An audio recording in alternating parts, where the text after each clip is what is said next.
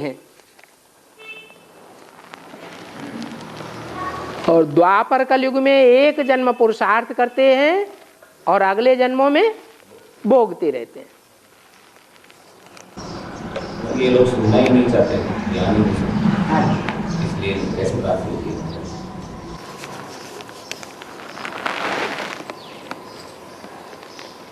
हमारा किसी देहधारी से न चाहते हुए भी प्यार हो जाता है और लगाव लग जाती है, और सोते वक्त बाबा को याद करते हैं तो भी वही देहधारी याद आने लग पड़ते हैं और पूरा ही अमृत बेला खराब हो जाता है। तो क्या करना चाहिए?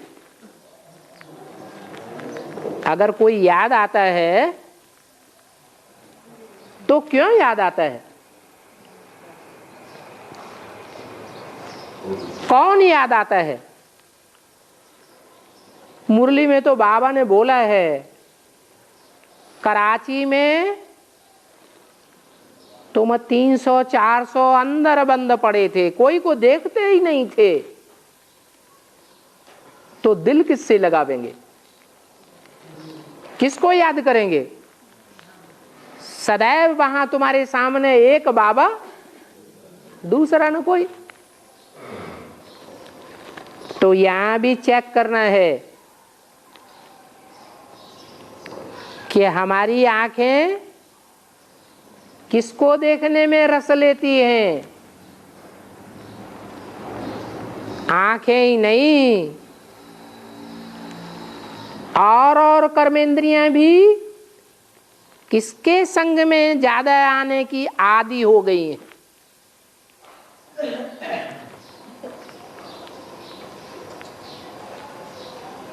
चेकिंग हो जाए तो फिर चेंज करना है। क्या चेंज करना है? एक शिव बाबा, दूसरा न कोई। क्योंकि दूसरे जो भी देहधारी हैं वो सब अपने में बांधने वाले हैं, मन को भी बांध लेते हैं और तन की कर्मेंद्रियों को भी बांध लेते हैं। फिर धन भी बंध जाता है, समय भी बंध जाता है, और आत्मा के जो भी संबंधी हैं जन्म जन्मांतर के, वो भी बंध जाते हैं। अभी जोड़ने का टाइम है, नए नए संबंध जोड़ने का टाइम है या तोड़ने का टाइम है? तोड़ने का टाइम है। और तोड़ने के टाइम भी कोई जोड़ना शुरू कर दे,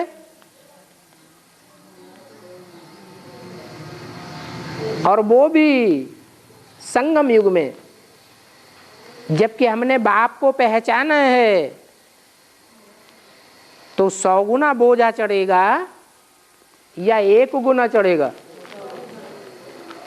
तो 100 गुनी याद आएगी, 100 गुनी याद देहधारी की बढ़ जाएगी या घटेगी?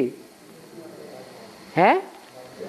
और ही देहधारी की जास्ती याद आने लग पड़ेगी।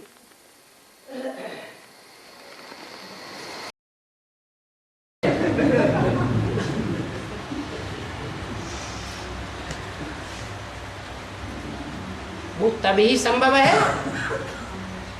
जब वो स्थान ही छोड़ दे। क्या? उस व्यक्ति का संग ही सदा काल के लिए छोड़ दे। तो ये संभव होगा या कि नहीं होगा? तब संभव हो जाएगा। लेकिन दिल अंदर से बित बित करती है। बाबा का डायरेक्शन फॉलो करने के लिए पूरा होता नहीं है, क्योंकि माया दिल अंदर बित बित कराती है। तो न स्थान को छोड़ेंगे और न व्यक्ति को छोड़ेंगे, कारण खत्म नहीं होगा। एक बार भी मुंह देख लिया तो 100 गुना पाप चढ़ेगा कि नहीं चढ़ेगा? अरे चढ़ेगा या नहीं चढ़ेगा? चढ़ेगा। क्योंकि बाप की जो श्रीमत है, उस श्रीमत के बरखिलाफ आचरण किया। तो 100 गुना पाप चढ़ेगा तो दोबारा फिर देखने की दिल होगी कि नहीं है? कसाई होता है? कसाई के घर में पैदा हुआ बच्चा गाय काटने को पाप मानता है या नहीं मानता है? नहीं मानता है। ये संस्कार उसने पूर्व जन्म में कभी धारण किया है या नहीं किया है? किया है। तो जो संस्कार धारण कर लिया एक बार और उसको बार बार दोहराया तो पक्का होगा या कच्चा होगा? पक्का होगा। भक्ति मार्ग में तो 1 गुना पाप चढ़ता है और ज्ञान मार्ग में 100 गुना पाप चढ़ता है। क्या? ज्ञान मार्ग में 100 गुना पाप चढ़ता है। तो जो संस्कार हैं वो अटैचमेंट के बढ़ेंगे या घटेंगे? और ही ज्यादा बढ़ते चले जाएंगे। फिर प्रश्न पैदा होता है, क्या जो अभी प्रश्न किया, क्या प्रश्न किया? हम इतना चाहते हैं फिर भी चाहते हुए क्यों नहीं होता है? अरे संस्कार पक्के पड़ गए। 63 जन्मों में उतने संस्कार पक्के नहीं पड़ते हैं जितने हैं इतने ब्राह्मणों की संगम की दुनिया में संस्कार पक्के होते हैं।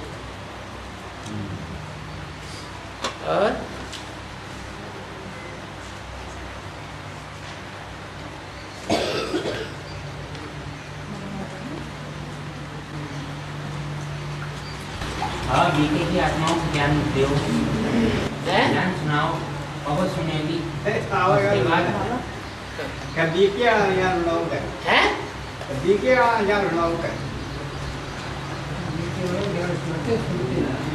बीके वालों को ज्ञान सुनाते हैं, सुनते नहीं सुनते हैं। उसके बाद वो फिर कहते हैं टाइम दे देते हैं वो दूसरा।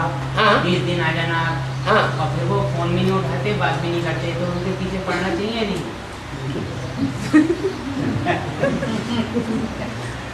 सुनते भी हैं, बड़ा अच्छा भी लगता है।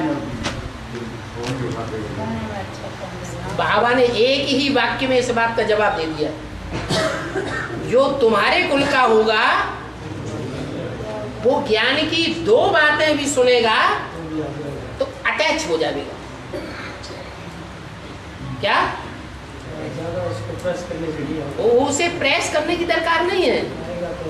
तुम्हारे कुल का होगा तो उस पर ज्यादा मेहनत करने की दरकार है। वो 2 बातें सुनेगा चिढ़ जाएगा।